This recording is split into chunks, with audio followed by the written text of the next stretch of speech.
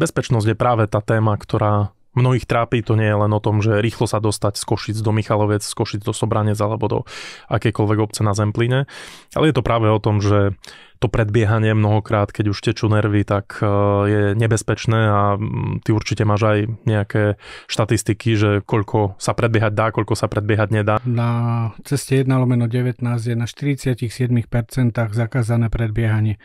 Spôsobuje to nervozitu u šoférov, spôsobuje to nakoniec v konečnom dôsledku dopravné nehody, bohužiaľ za posledné roky aj tragické dopravné nehody. Človek zisťuje aj tie iné problémy, ktoré vznikajú tým, že proste ľudia odchádzajú.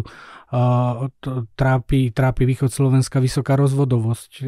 Je to bohužiaľ tak, ale proste keď odchádzajú manželia na týždňovky, na niekoľko týždňov preč do zahraničia, aby uživili tú rodinu, následok je, dá sa povedať, že priam katastrofálny. Mladé rodiny sa rozvádzajú a tým pádom trpia deti.